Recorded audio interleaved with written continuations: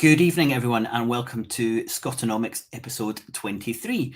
Tonight we are joined by our first MSP that we've had on the show, Rhoda Grant, the MSP, Labour MSP for Highlands and Islands, to talk about the Right to Food Bill, Scotland. Before we get into that episode, I'd like to say hello to my co-host. Hello, Kieran. How are you doing?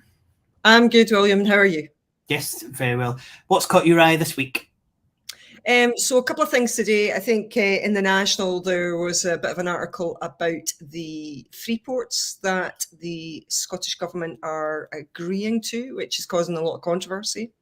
I feel that, for the Scottish Government, there's not really a lot of choice. The currency issuer, the UK government, say, do you want money? And it would be probably foolish for them to say, no, we don't want money. The UK government were probably trying to impose restrictions on how they spent it. And I guess they've come to an agreement. So that's quite controversial. Another controversial thing was a young researcher today from the Adam Smith Institute was on Radio Scotland, a guy called John MacDonald, who was saying some quite left-wing things about how national insurance was quite regressive. So that was interesting in and of itself. No, that's good. Well, I'd be keen to hear anyone's thoughts if they drop them in the comments about free ports. That would be quite good. And welcome to our viewers on Facebook, Twitter, and YouTube. So if you're on Facebook or YouTube, you can drop your comments and we'll pull them onto screen so everyone can see them. But yeah, please do say hello and also any of your thoughts on anything we're covering tonight, including free ports. Well, we've got a really interesting show tonight. It's actually split into two parts.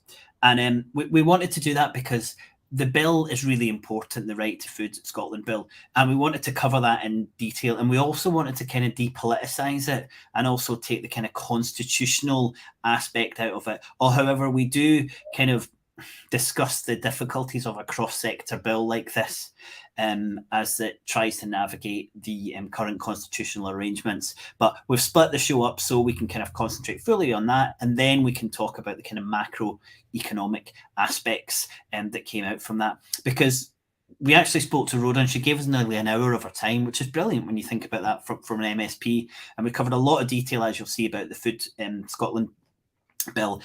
But we also covered some macroeconomic stuff, and we wanted to cover that separately. So, following that detailed chat about the the Right to Food Scotland bill, we going to show you a really interesting conversation. And I think, and Kieran agrees with me, that it highlights a few really important general issues that we'd like to discuss, the macroeconomic ones. So the three that we're going to discuss with you at the end is the difference between a currency issuer and a currency user, including the role of currency to engage the full resources in the economy. Then we're going to talk about the macroeconomics of the central bank and its mandate to stabilise prices and not full employment. And that's really important because that comes up in the conversation with Rhoda quite early on. And then the third one, and maybe we've found the hidden silver bullet to turn those no voting Labour supporters into yes voters. See if you can see it in the conversation that we have with Rhoda. Anything, Kieran, you want to say before we get started? No, I think we should crack on and then have a wee discussion afterwards about the things that we bring up. Brilliant. Everyone, I hope you enjoy the show tonight. And here is our first video. It's about 35 minutes in detail about the Right to Food Scotland bill.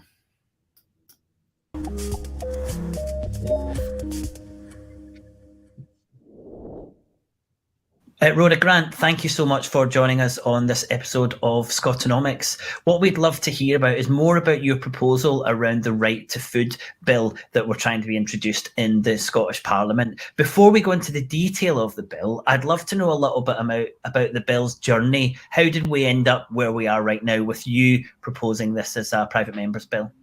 I think we've all recognised over kind of the last decade that we see food banks springing up all over the place and the need for them. So this has been something that's been concerning me for a long time. Now, in the last Parliament, the Scottish Government had talked about bringing forward a Good Food Nation bill, and to me that was really the place where the right to food should sit.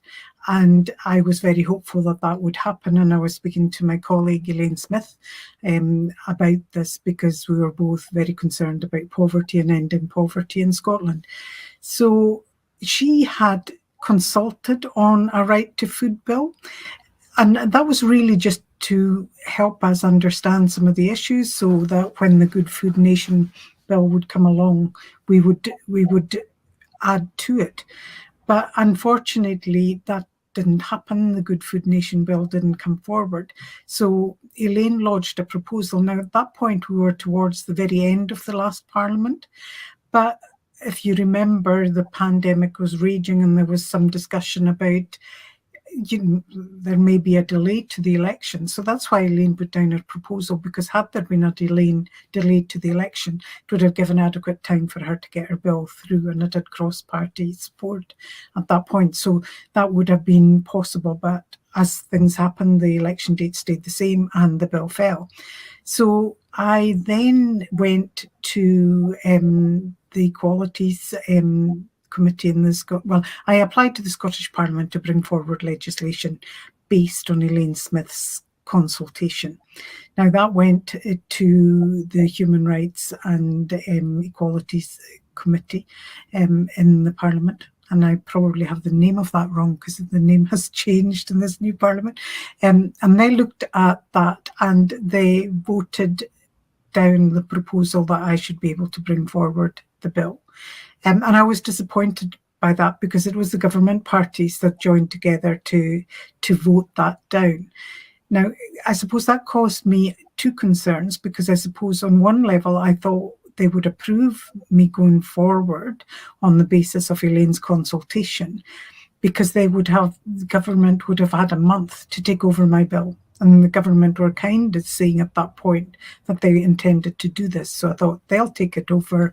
They will then legislate on this. And because it's a government bill, it'll be much more comprehensive than a member's bill. But instead, they voted down the ability to bring that forward based on the consultation. So I then had to go out and consult within a couple of months of that meeting, which I've done. So we are coming towards the end of the consultation. It ends on the 16th of February.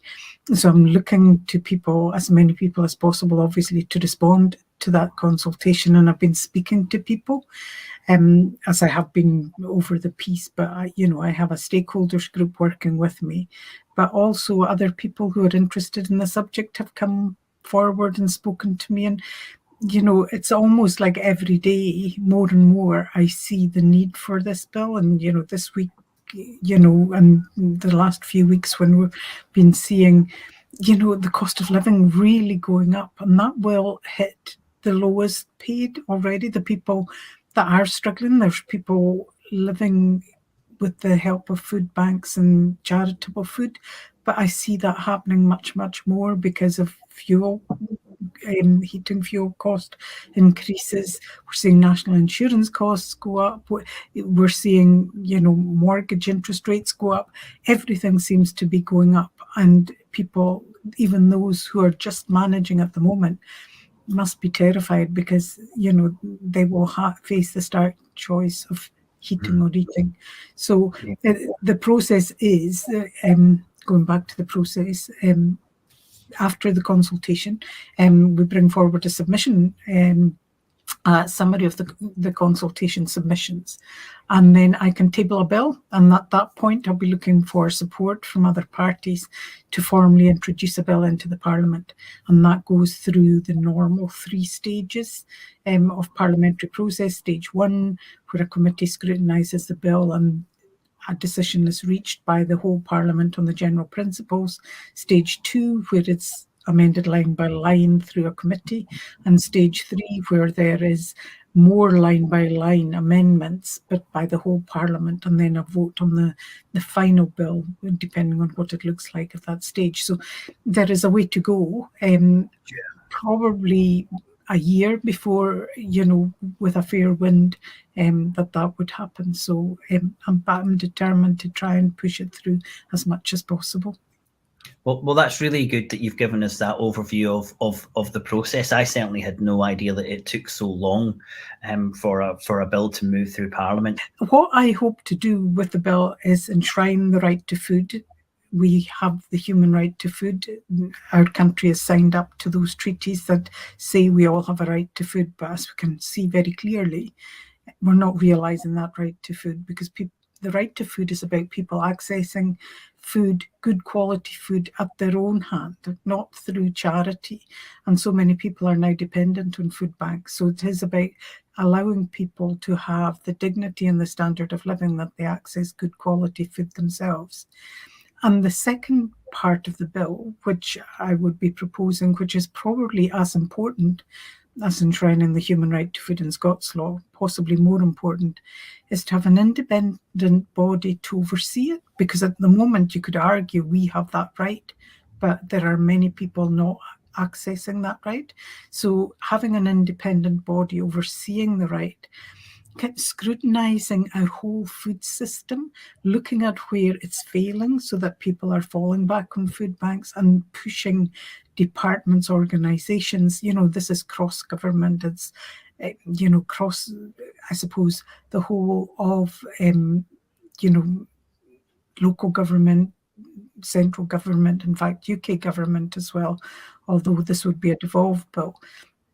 Looking at what is wrong and showing people how to put that right, but also looking at things like private business, because a lot of this is about salaries. Lots of people who are working full-time are still dependent on food banks, so it touches almost every aspect of life, and that's why the oversight and an organisation to continue to push this is so important. Do you envisage that organisation being based in Scotland, or would that be a UK national organisation with oversight?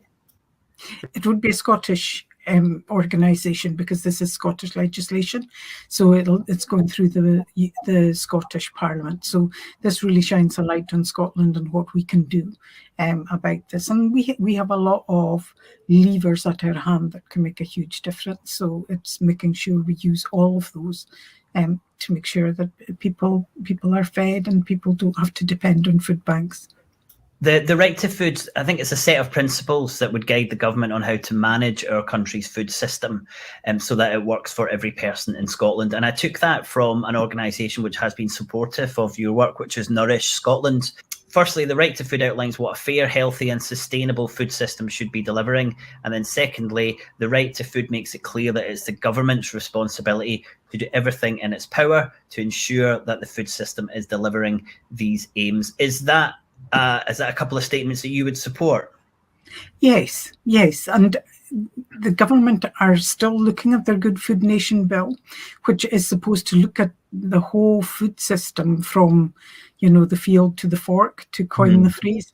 And I think that needs to happen. I think that is such an important part of this. Our food system isn't working. And I suppose what is quite sad about this is I speak to people who are involved in bringing food to us all, people involved in food processing. The Bakers Union surveyed their staff. I know this is the case with people who work on farms, people who work on all sorts of food processing. Those very people can't afford the food they're producing for the rest of us. So there's something really wrong with our food system, that, people are making huge profits from it, but the people that are actually working in it are hungry, and the people that are depending on it just to keep healthy are also hungry. So there's something far wrong. We're a rich country. We need to look at our food systems and put them right so that people can access good quality food at their own hand. And of course, it's not just the food system where those problems are evident. It's actually across all sectors of the economy where people are struggling to get by, and there's huge profits being made by organisations or corporations within that. So moving a step forward, imagine your bills passed next year, what resources would the Scottish Government need to find or to bring online to support the measures outlined in a likely possible bill? Okay, so the first thing would be a body to oversee it. So that's kind of probably the more resource intensive part of it, because you'd be setting up a body. Now, this body, and some people have asked me about this, because there was a fear that this body would be kind of a front-facing body that was dealing with hunger, that would actually be taking the place of food banks, that would be taking the place of all those organisations. That's not the case.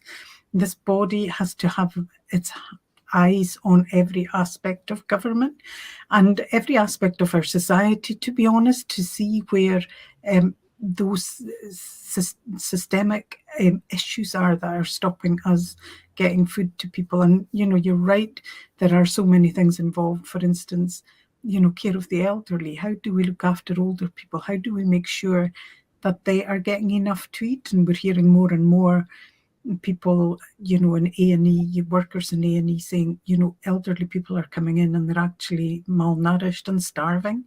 Now, that might not be because they can't afford to buy food. Some of them may be on quite good pensions, but it is about how we're caring for elderly people. Can they access food? We know that, you know, care in the community is really toiling at the moment, and not enough workers and even people who are due to get their free personal care are not getting that. So those things about getting them food, making sure they can access food. Not all older people know how to do an online shop. Some of them won't have the resources to make that cost effective. You know, if you're dependent on a pension coming in every couple of weeks, you're not going to maybe have the money to pay for a shop, a big enough shop, or maybe have the place to store it that's going to make that cost effective. And if you maybe have hurt yourself, you've fallen, or maybe you're isolating because of the pandemic, you can't get out to shops in the way you used to. So it's not just about the money to buy food, it's really where our food is. And we all know that in more deprived areas, there's much less access to food. You can't go to the out-of-town supermarkets, and the local corner shops are expensive without a huge variety of food. So, you know, when you look at this, it almost touches every aspect of life. As you've said that we need resources for an organisation to support this, but where does the resources and what resources do we need to actually transition a food system towards the type of system that would deliver on the objectives that you're covering? Yeah, well, if you look at what we are wasting, and wasting is maybe not the right word, but the cost of our policy failure at the moment. You know, life expectancy between, you know, I live in Inverness. If I walk 1 mile in one direction and then 1 mile in another direction, there is almost 2 decades of life expectancy difference. That's pretty stark, and that's costing us, because as people, and we saw statistics out earlier this week, that the healthy life expectancy has fallen. So people can't expect to live as long and as healthily as they once did. And that has a cost on the health service, that has a cost on community services. You know, if we have a population that, you know, are unwell, you know, things like obesity is increasing. And that's not because people are eating too much, that's people are eating the wrong things. And we all know that cheap food, you know, is laden with fat and sugar and processed and the like. So all that comes at a huge cost. So we have to, I suppose, spend to save, to coin the phrase, because if we don't do this, we are going to have greater costs in the future as people's health suffer and their life chances suffer. And that's not taking into account kind of the mental health issues about when you can't feed your family. That is devastating. That's dehumanizing. You know, that's one of the things we should all have, is a roof over our head and food on our table. And those are basic human rights. And if you don't get those human rights, it's really difficult. So I think it's really important, you know, we will make the savings, that the initial costs of rerouting some of the things we do. And there may be savings straight away. You know, if we look at how our food system is at the moment, there is profit being built in and taken out of the food system. If we cut out some of those stages, that gets good food at a better cost to people, while cutting out some of those useless parts of the system. So could you give us an example of what you mean by that? Which steps of where there's profit that we would be able to cut out that would allow us to find the finances to make those changes? Well, I was brought up in a croft on the West Coast, and we farmed sheep, and the amount of money you were getting for that was buttons. But if you tried to go and buy it in the supermarket, it cost a fortune. So somewhere between the producer and the consumer, there is money to be made, and it's costing the consumer and it's costing the producer. Now, if we can cut out some of those steps in that process so that the consumer is much closer to the producer, that would make savings straight away. So that there are ways people are doing that now. They're doing it for different reasons. There's reasons, looking at food waste. So you've got things like community larders, but it's also about allowing people to access more directly where their food comes from. There's also things like standards. You speak to people who produce for supermarkets, if the carrot isn't straight, so there's huge amounts of food waste, and that food shouldn't be wasted, and that adds a cost. So if you've got a field of carrots and you can only use maybe 70% because 30% are squint, the consumer is paying for 100%. When we talk about how do we resource things, very often people focus on the cost, and that's the most obvious. And in the society we live in, the focus is always on what things cost. And I think what you've said there is really interesting. And I wonder what control the Scottish government would have in those types of processes that you've suggested that might make a difference to bring down the cost. But the important thing I wanted to kind of get was, what about the resources? What about the people, who we need to move into these positions, it be education or more in care? Where do these resources kind of come from, and how are we planning to bring that on? Because is there any consideration into how you properly resource a new kind of food system? Because of the waste that's going on in it at the moment, that is coming out in profit. I think we have to make sure that profits are, I'm not saying nobody needs a profit. Of course, people need to make some profit, but the huge amount of profit that is coming out, and I suppose the hand that those buyers have on the whole industry, I think is quite destructive. So if we're just looking at the food industry, I think we could squeeze costs out of that quite easily. There's obviously other costs when we're looking at things like I was talking about elderly people and making sure they have access to food. So we need good quality care in the community, but again, if we don't do that, the cost is much greater. So what is the cost of getting,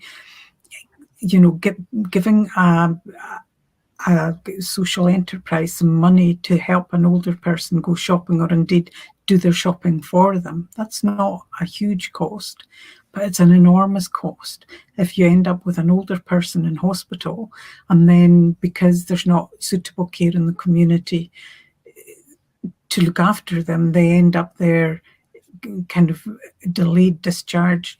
You hear about people almost imprisoned in hospital for so long, which is not good for anyone, and the cost of that is huge. So, there's almost immediate savings to be made if we just reroute some of that. And I know part of that has been, in looking at putting health and social care together, we haven't maybe seen the expected outcomes of that, and we need to look at that again. And I think that's something the Parliament should, once we don't do enough post-legislative scrutiny to see if the legislation that went through the Parliament is actually achieving what it aimed. So I'm sure there's much more efficiency that could take place. So in summary, it would be really trying to find the money that we've got and make it work a lot better and a lot more efficiently, rather than trying to free up a lot new resource from taxation or from any kind of other area. Would that be a very brief, fair summary? That would be a fair summary, but obviously if we've set up an independent body to look at this, and it is a complex issue, we need to listen to what they say, what they come back with.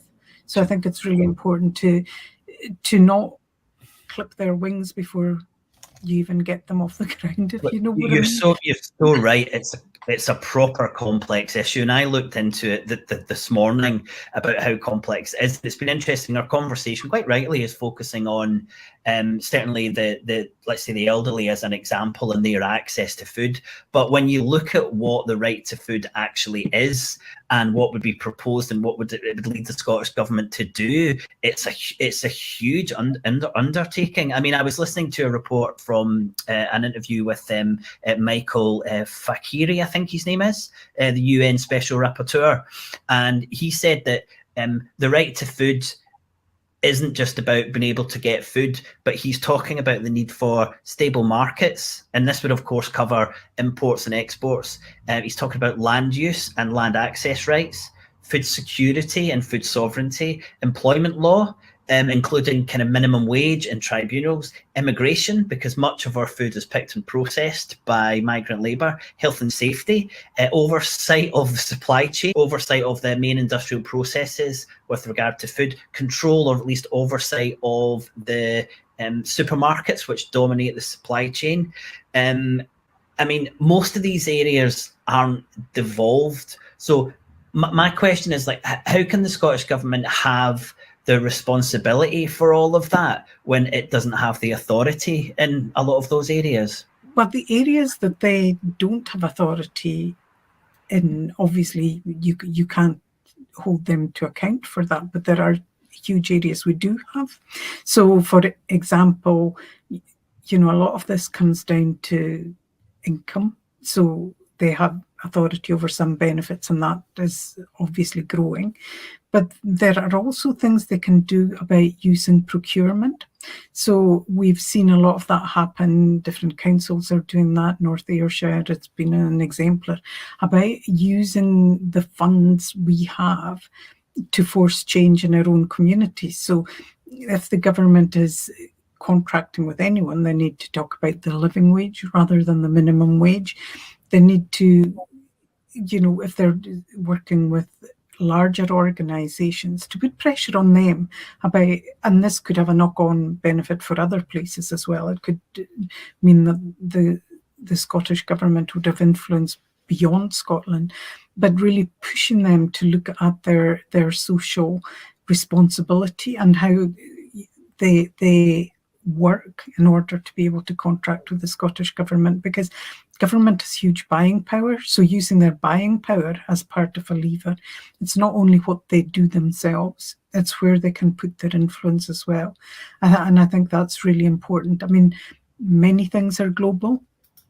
And, you know, I suppose even if you look at the food industry, there is a real concern that it can be, people trafficking can be an issue because wages are so low. There's a shortage of workers. And then you're kind of hearing about people being trafficked to those industries in order to provide very low cost workers. So there are things that are international that we need to change and make sure that don't happen. And we have to play our part in that. We might not have the power on the oversight to deal with it all, but we need to play our part. So it's about not only using the powers you have in your hand, but also your powers of influence. I went through all the areas that Michael, the UN rapporteur, had said that have an influence on all of this, and some of them are under control of the Scottish Government, but a large majority of them, immigration, tax, corporation tax, are within Westminster. So could you explain to us why you believe that it's better for us to have all of those mechanisms in Westminster if they're so important to making your bill a success, rather than having them in Holyrood? Why is staying part of the union better than being independent when this type of bill needs the support of all of those areas? Well, I'm working with colleagues throughout the UK. This is not just a Scottish thing. I'm working with my MP colleagues as well to make sure that this not only influences Scotland, but also influences the rest of the UK. And indeed, we need influence throughout the world. So my reason for wanting to remain within the United Kingdom is that frankly, economically, we would be worse off with independence, and we wouldn't have the same ability to grow our economy, to pay benefits, to look after people in the same way. Now, I totally disagree with the UK government at the moment on their policies, but as I often say, when you're not happy with your government, you don't change your country, you change your government. And hopefully the carry on going on south at the moment will tell people that it's time that they need to get the Tories out and get a Labour government in so we can make the changes we need to make. And I suppose it's the same reason as I really wanted to be part of Europe, because I think the closer we work, because we are in a world that has global influences, the closer we work on those things with other countries and with nations hand in hand, the more chance we have to influence some of the kind of global capitalism that we're up against, and one country can't do that on its own. We really need to join in with others to try and change the way that some large organizations can almost buy countries. You know, their wealth is way beyond the wealth of a nation, and therefore they hold nations hostage. So we've got to change the world order as much as anything else about how we have the care that we give to individuals, the fairness that we give to individuals is global, not just in our own village. Rhoda, I note that there are lots of good intentions as proposed bill. For example, the desire to increase sustainability and increased health outcomes. But what would the wider macroeconomic ramifications be? So, for example, would the labour of food producers become worthless? And would they essentially become civil servants when you enshrine the right to food? No, no, and their labour is certainly not worthless at the moment. It feels that their labour is worthless. We see things like human trafficking just to feed very cheap labour. And that's not the way it should be. People who provide our food should not actually be dependent on food banks as they are just now. So we need to value those who produce food. But I think we have to take, I guess, a degree of profiteering out of our food market, and that's what happens where shareholders' interests are more important than the people who produce food and indeed the people that buy the food. So I think we need a fair amount of rebalancing to do to make sure that we value both and that people have access to food. So, you know, it really isn't about, it's quite the opposite of making food producers worthless. It's actually valuing what they do. You said you're working with your MP colleagues, but is there anything happening in England? Is there any kind of momentum at Westminster to have a similar bill to enshrine the right to food in legislation made at Westminster? Yes, there is. I know the government are looking at their food policy just now, so there is steps to influence how that is. And also my colleague Liam Bain from Liverpool is looking at members' legislation the same as I am. So I've been working with him, obviously, and looking at how, I mean, he has different campaigns working, and hopefully some of those will work up here as well. Things like using football supporters to help food banks. So you're not only raising awareness, but you're also getting people involved in the fight back against food poverty. So certainly there are moves afoot, and hopefully he will bring forward a private member's bill as well. But I guess, like me, he is also hoping to use his influence on the government bills, which are much more complex than a member's bill could be. So from my point of view, I would want to see the aspects of my bill that I'm bringing forward. I would prefer to see them in the Good Food Nation bill. I think that's where they should sit. The reason I'm proposing this legislation is that the Scottish Government have said they're not going to incorporate that. So I will be trying to amend the Good Food Nation bill to incorporate the aspects of my bill I would be bringing forward. And likewise, Liam in Westminster would be looking to do that with the government policy. So I think we both believe and agree that this would be better coming through government legislation.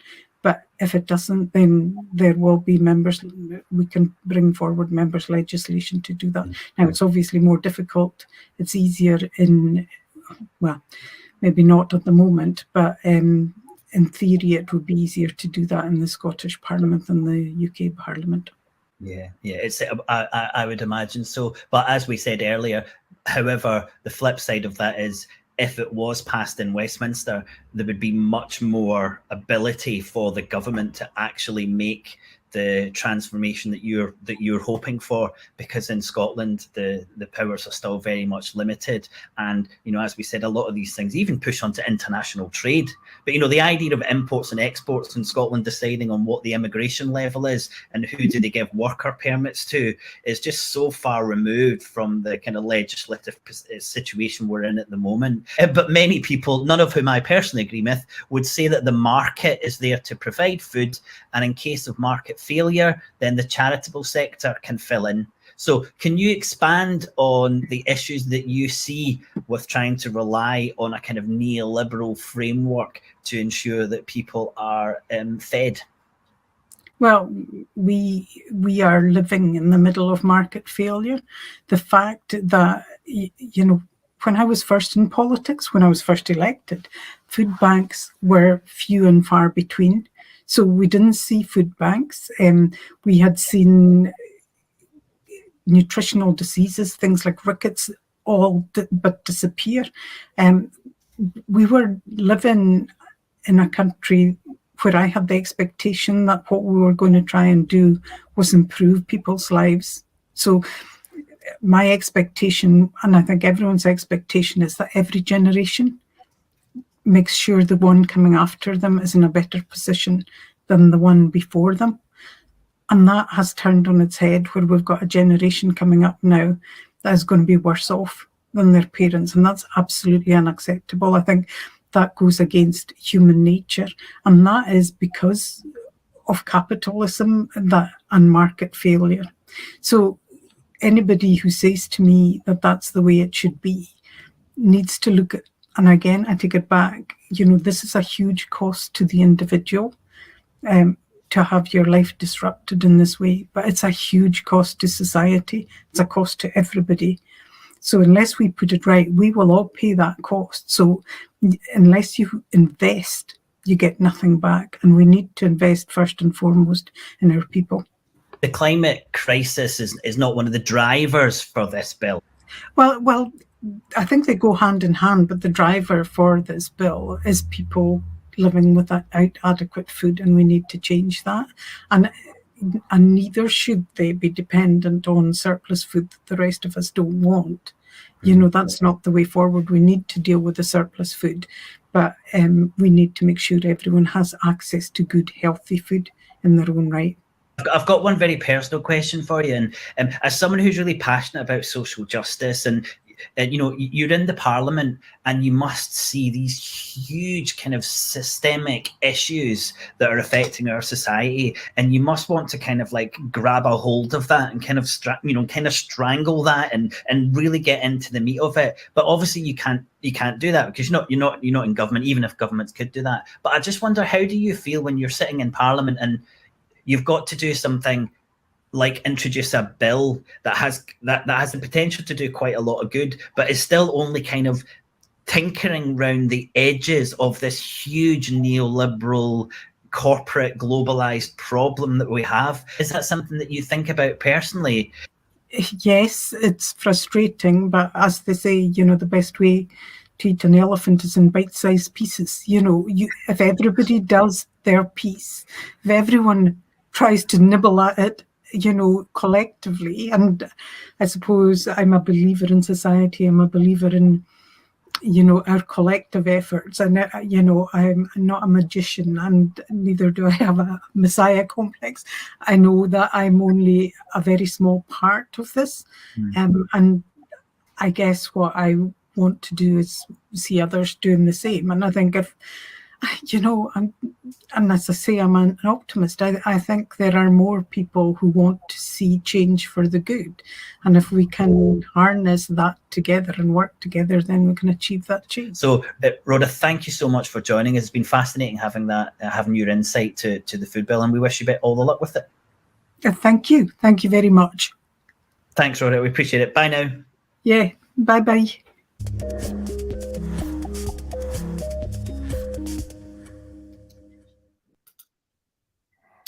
So, Karen, that was our first little conversation around the the Right to Food Scotland bill. We've had some brilliant comments on the right-hand side. Before we go into this more detailed macroeconomic one, which you led, any thoughts on what Rhoda had said there, looking back at it again? Yeah, loads. So Rhoda's clearly, a genuine communitarian. That's very obvious. Her concerns are heartfelt. I wasn't happy with the idea of creating another centralised independent body. I think that the MSPs should lead these things, and then civil servants further down. The food workers not being able to afford food, I thought that was also something that, perhaps more unionisation, and that they are able to afford lots of things as well. And I share her concerns about the overt profiteering between the food producer and the food consumer.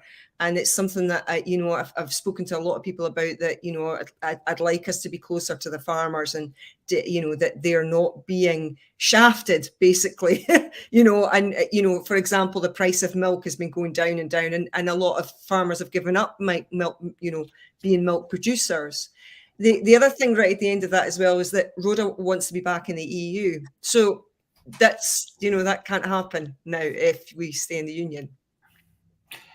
No, because we've now got a Labour Party that says they're not the party of the EU, which someone mentioned in the comment there. I had an interesting question for you, because you follow Scottish politics closer than I do, and also for our audience. But is this a common source, this idea that we're wasting so much money, and through making some savings, we can transform something as kind of huge as the food system? I mean, that's something that touches almost like every aspect of our society. But is there a belief that there's waste in the system that could somehow be taken out and could transform big parts of the Scottish economy? Or was that just something that Rhoda had said? I think there's definitely something in that. I think there is huge waste. But we're quite clear in our position. We want Scotland to be independent and to be a currency issuer, and that would be a huge big hurdle, taken out of the way of a lot of the ambitions that I think a lot of progressives in Scotland want to see. Yeah, because that's certainly a common argument I hear across government, across oppositions of government, is that they don't need to tax, they don't need to borrow, they just need to try and do things a little bit smarter. And as you said, I'm sure there is an element of that, but so much saving that you could completely transform the whole way that we find, source, cook, deliver, support food. I'm not sure about that, but it's interesting that pool I'm sure is a common one for people to go back. And it almost seems like that we don't really have any ideas where that money would come from, how we'd have an economic policy to be able to pay for that stuff. That this idea of a waste seems to just pop into the ether from somewhere. Well, again, I just don't think that people should be so poor that they rely on that. The systems should be in place to ensure that people are just not that poor. Absolutely. Okay, now we've got another 7 minutes, which we'll play now, and then we'll come back for a little bit more detailed conversation. So I hope you enjoy this one as well.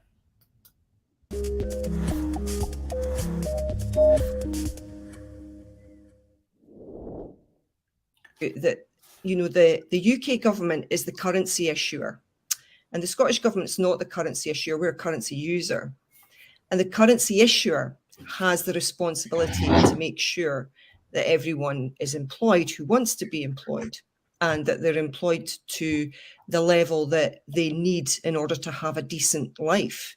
That's not the situation, and hasn't been for a long time in the UK. So I feel that at the heart of the reason that people can't afford things are, the UK government and the Bank of England have a policy of maintaining unemployment. It's called the NAIRU. So the non-accelerating rate of unemployment, inflationary rate of unemployment. So the job of unemployed people is to keep inflation down as far as the Bank of England is concerned. And this is a policy they've had in place for a long time. So if you have that policy in place as a national government, as the currency issuer, you are ensuring that a good amount of people will be impoverished, and that will obviously impact on the people round about them as well. So perhaps maybe the Bank of England needs to change its policy about the NAIRU and ensure that everyone has the right to work first and foremost, which I think is putting the horse before the cart, I guess. What do you think about the right to work? I mean, that's been Labour Party policy in all the time. I've been a member of the Labour Party long before I was elected to the Labour Party. That is what we are, the Labour Party, and it's a fundamental human right to work. So, keeping people unemployed is morally wrong, but it is also wrong for a whole load of reasons, because it actually comes at a cost to all of us. So can you tell me, has that ever been something that the Labour Party has sought to change the NAIRU, to change the Bank of England stance on this? Is that policy? Well, it's certainly policy. To full employment is Labour Party policy and has been for decades. So yes. Okay, but it wasn't policy under the Blair government or the Brown government. They didn't change. I mean, Gordon Brown has talked about this as Chancellor and as Prime Minister. Of full employment was his goal, and we didn't achieve it, but we got much closer to it than anybody thought we could, and had we been given time, we would have reached that. So I think that is an important part of policy. Everyone should have a right to a job. I think the important point there is that the Bank of England is given its mandate by central government, and the Bank of England is given an inflation target around about 3%, and it was under the Labour government. And to maintain that, they have to have some people who are unemployed. So a central bank, when Labour were in charge, the central bank, the Bank of England, could have been given the mandate to full employment, but it wasn't. It was given the mandate to keep inflation around about 3%. So when you're saying the Labour Party had a policy of full employment, that's not actually true, because the central government gives the mandate to the Bank of England, who are in charge of deciding on the interest rates, because they think it's going to impact inflation. So the central government policy isn't full employment; it's to keep inflation at round about 2 to 3%. Yeah, I mean, this is not just a policy in the UK. I mean, this is a policy, obviously, in lots of other countries as well. Lots of central bankers believe that. And we had a policy of achieved low inflation and low unemployment. So both were achievable, and it was something we were working towards and would continue to work towards. That is party policy, always has been. If you're the currency issuer, you have the luxury to be able to instill that policy. But if you're not the currency issuer, it's you can't really you just don't have the same power. And that is a big issue with an independent Scotland, because if we didn't have our own central bank, we would have even fewer controls over what we're trying to do. So, I suppose if I'm going to take issue with what you're proposing, I would have to say that then it just makes even less sense of independence if you're not going to have those levers at your control. And we would agree with you 100%. If you're going to be independent, you need a central bank with your own currency to allow you to move all the levers that you were talking about. And I think to bring it, because it's fascinating, I really appreciate your thoughts on that. But to bring it back to the food bill, as we mentioned, there's a lot of those things that will make an impact, a definitive and practical impact that unfortunately at the moment are sitting with the currency issuer, which is the UK government. What you were saying earlier about being a crofter, and I'm a consumer, and it's very clear to me that the supermarkets are profiteering massively. That's very obvious. But yeah, William's right. That's out with the remit of the Scottish Government, this kind of corporate taxation. That's not something that we control. So you've also got in there that the negative right entails action by authorities in some areas. In simple terms, governments should not inflict conditions upon individuals which mean that they cannot acquire their own food. So I would put it to you that, the UK government is the currency issuer, and the Scottish government's not the currency issuer, we're a currency user. And the currency issuer has the responsibility to make sure that everyone is employed who wants to be employed, and that they're employed to the level that they need in order to have a decent life. One of the real issues about, if you keep people impoverished and you keep people down, and, I know that is policies of some parties in order to make sure you've got a ready stream of workers and the workers don't ask for too much. But what's wrong with that is that we all know that a child brought up in poverty suffers with their education, suffers with their health, suffers with their life expectancy. And that comes at a cost to all of us, not only because we have to then look after somebody who hasn't had the opportunity to reach their full potential, but what if that person was the person that with the right opportunity would have discovered the cure for cancer?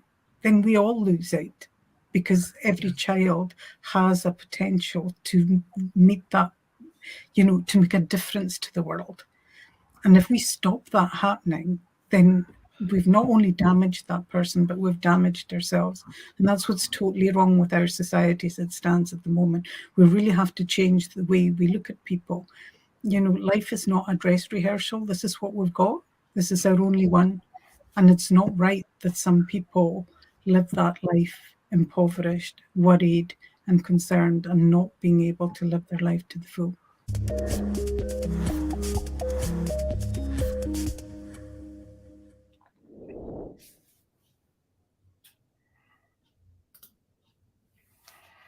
Welcome back, everyone. A slightly different episode for you tonight. I hope that's been interesting so far. Loads and loads of comments. It's the first MSP, but it's also the first politician or spokesperson who's in favour very strongly of the union. So we think it's really important to hear that view. Kieran, okay, the couple of things, or the three things we wanted to cover from that conversation. The first one was the difference between a currency issuer and a currency user, including the role of currency to engage the real resources in the economy. Do you think, rather than saying, do you think Rhoda understood that, do you think that's well understood, let's say, in government, Scottish Parliament, and in general society, that difference between being an issuer and a user of a currency? I couldn't speak for the higher echelons of our Scottish society, but certainly I can speak for people that I know round about me that it's not widely understood. That's what I've come across. And it certainly, I didn't understand it until I started researching it. Just hadn't been something that I'd really given thought to. So I was very much of the thinking that, taxes fund spending, that's how it works. So yeah, no, it's because I was curious in 2018 to understand economics more, that I understood that, the currency has to come first and then the tax comes second. Yeah, and I think that is something that if we are much more educated about and much more forceful about, I think that's something that we're able to do that really changes the narrative from 2014. Because as you said, I think she's a communitarian at heart. As I posted in the chat there, I'm not really in for this red Tories thing about a lot of Labour Party supporters, because I don't think you would have heard that level of compassion from many of Conservative MSPs. And I genuinely think there's a lot of things that pull us together when we're talking about how to create a better society. I think that the missing piece is the education about how we get there. And this is still a big issue around this idea that we have to have the money. And we have to have this money, and we can only have this money from taxing people. And I think when there's an understanding that money is simply the energy that you inject into the economy, allow that economy to work. I think when people realise this and when they start to appreciate what you can do with it, then a whole new world of opportunities open up, because then you are talking about not the money that a country has, but the resources that it has. And I think if we can get more Labour supporters there to understand that that is the possibility when you are a currency issuer and you have a government who want to actually have full employment and not just make it some kind of mirage that their followers think they're going for full employment, then I think we start to make a difference. So I do think there is a bit of a hidden or a silver bullet there to help us when we're discussing this with people who are maybes or no.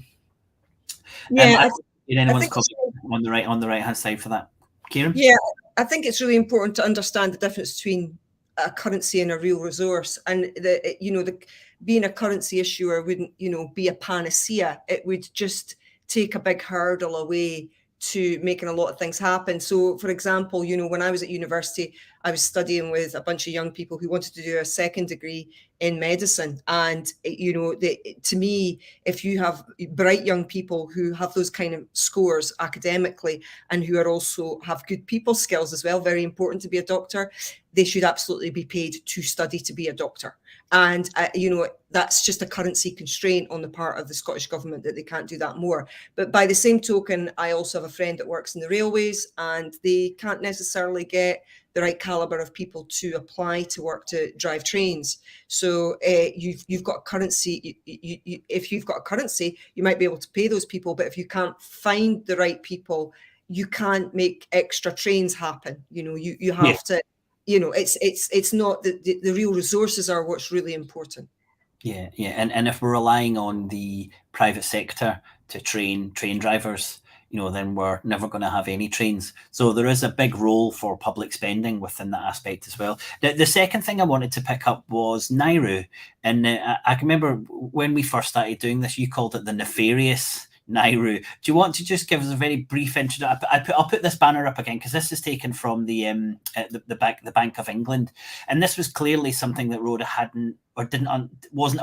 It's not fair to say she wasn't aware of it, but she wasn't aware that this was something that would deflect from the idea that the Labour government were trying to go for full employment. Do you want to just explain that?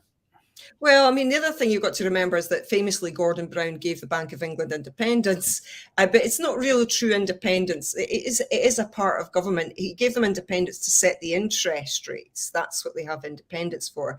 But, neoliberal economists sincerely believe that they must keep a certain amount of people unemployed in order to keep inflation down. But the currency issuer has a responsibility to ensure full employment, as far as I'm concerned, because the tax liabilities that they impose mean that people have to earn or find currency. Whether paying taxes like I do every year, as a self-employed person, or whether you're just paying taxes on, things that you're buying, that taxes are imposed in all kinds of places. So, I believe in the job guarantee, the universal job guarantee, that if you are unemployed and you want to be employed, that the government ensures there is a transitory job there for you until you find another job in the private sector or the public sector. And our central banks could have as a target full employment. And at the moment, their main target is to stabilize prices. And when you do that, you need some kind of buffer in the system. And the central government are saying the buffer is that if prices it'll stop prices going up if we can bring these unemployed people back into the labour force, and that'll keep prices down. So no one hides what the Nauru is. It's really clear, and most central banks across the globe use this. The job of an unemployed person is to reduce inflation.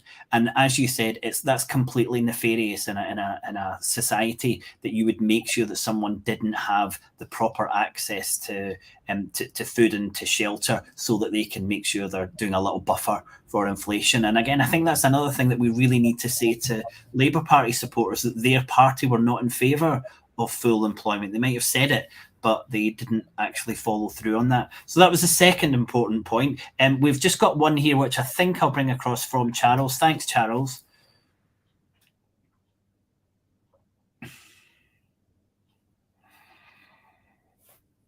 Yeah, and I would agree, and I think Kieran was a little bit too diplomatic to say she doesn't know if MSPs and MPs don't have that level of knowledge and understanding. I don't think they do.